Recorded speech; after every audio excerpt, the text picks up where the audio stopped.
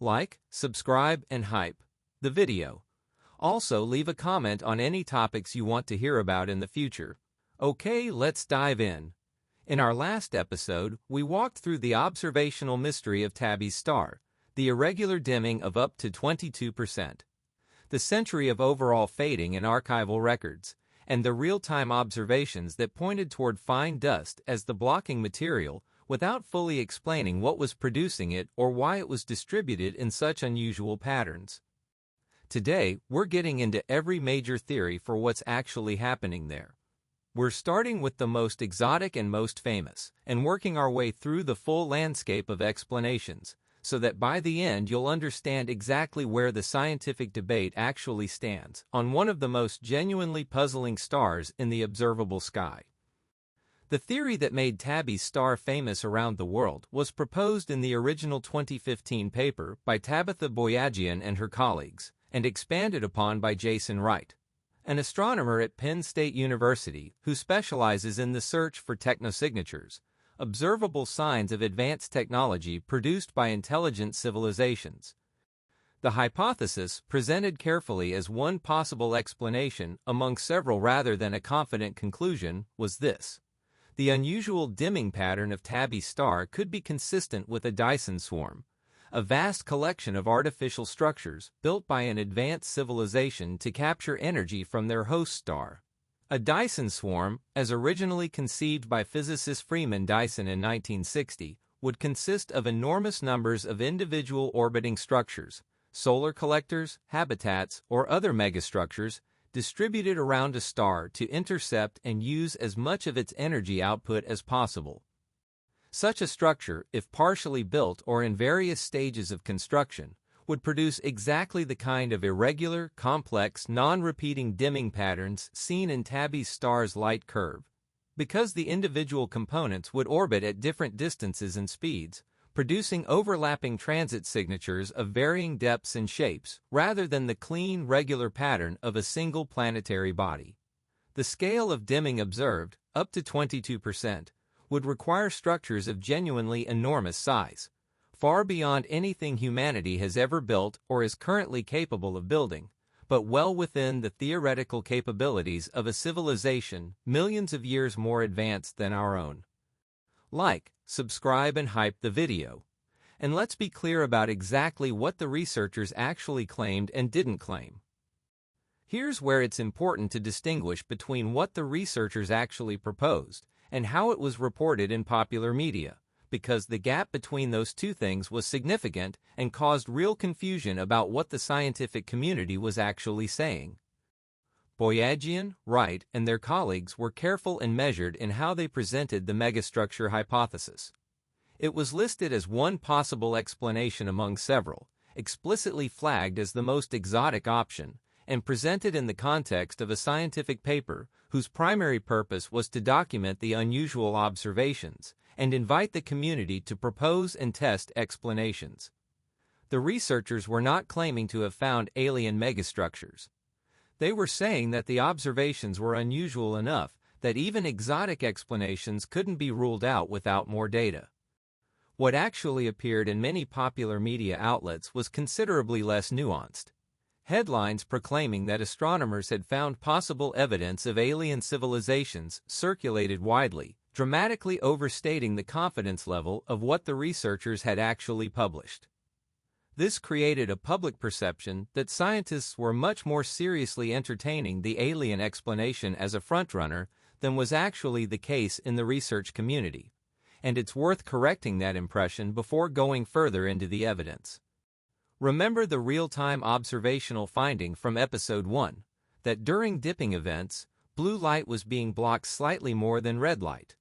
This wavelength-dependent dimming turned out to be one of the most significant constraints on the alien megastructure hypothesis, and it's worth explaining exactly why. Solid, opaque structures, whether natural or artificial, block all wavelengths of light equally. If a solid megastructure were passing in front of Tabby's star, you'd expect the dimming to be the same at all wavelengths, because the structure would be blocking photons regardless of their energy.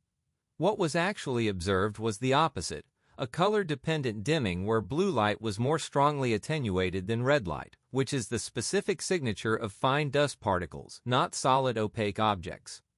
This observation significantly weakened the case for solid artificial structures as the primary cause of the dipping. It didn't completely rule out the megastructure hypothesis. Proponents pointed out that a megastructure could potentially be accompanied by surrounding dust clouds, or that certain exotic construction scenarios might involve materials that don't block light uniformly. But it removed the clean observational case for it and pushed the evidence more clearly toward natural dust-based explanations. Like, subscribe and hype the video, and let's get into where the evidence is currently pointing most strongly. Based on the accumulated observational data, the wavelength-dependent dimming, the irregular dipping patterns, and the long-term overall fading, the explanation currently holding the most support in the astronomical community involves dust. Specifically, a complex, evolving distribution of fine dust particles orbiting the star at various distances and in various configurations, producing overlapping, irregular transit signatures as different dust concentrations pass in front of the star from our perspective. What remains less clear is exactly where all this dust is coming from and why it's distributed in such unusual patterns. Proposed sources include the gradual breakup of one or more cometary bodies, the aftermath of a large planetary collision that generated a long-lived debris cloud, or a natural but unusually active period of dust production in the star's circumstellar environment. Each of these sub-explanations fits some aspects of the data better than others, and none of them has yet produced a single unified model that accounts for every observed feature cleanly. Tabitha Boyajian and her ongoing research team have continued collecting data on the star, working to build a more complete picture of exactly when, how deeply, and at what wavelengths the star dims during different events. The more data collected, the better the constraints become on what kinds of models can and cannot explain what's being observed. If there were an advanced civilization building megastructures around Tabby Star, one might expect them to also be producing other detectable signatures of technological activity, radio transmissions, laser signals, or other electromagnetic emissions associated with advanced technology. The SETI Institute pointed the Allen Telescope Array toward Tabby Star, specifically to search for these kinds of signals following the media attention the star received in 2015 and 2016. The result: no artificial radio signals were detected from the direction of Tabby Star across the frequency ranges searched. A follow-up search using different instruments and frequency ranges also returned no detections. These null results don't prove the megastructure hypothesis is wrong. A civilization building energy harvesting structures might not be broadcasting radio signals in our direction, or might be communicating in ways we haven't searched for, but they represent another data point that doesn't support the alien explanation and is entirely consistent with a natural one. The honest summary is that every new piece of data collected has been more consistent with natural dust-based explanations than with artificial structures, while simultaneously failing to produce a single clean natural model that explains everything perfectly. It remains an open case, just one that has been gradually moving toward the natural end of the spectrum with each new observation. So here's where everything on Tabby Star actually lands. The alien megastructure hypothesis was a genuine scientific proposal from credentialed researchers, presented carefully as one exotic possibility among several, not a confident claim, despite how it was reported. The wavelength-dependent dimming observed during real dipping events pushed the evidence toward fine dust and away from solid opaque structures. Radio searches have returned no supporting signal detections, and the current scientific consensus leans toward a complex, not yet fully understood natural dust distribution as the most likely explanation, while acknowledging that the details of that dust distribution are still being worked out. What makes Tabby Star special, even after all of this, isn't that it's definitely alien.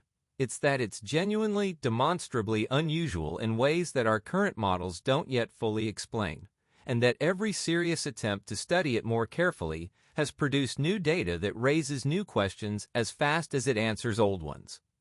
In a universe of 400 billion stars in our galaxy alone, finding one that consistently defies easy explanation after years of dedicated study is itself remarkable. If you've made it through both episodes, let me know in the comments whether you think the megastructure theory is worth keeping on the table. Like, subscribe, and hype the video, and I'll see you in the next one.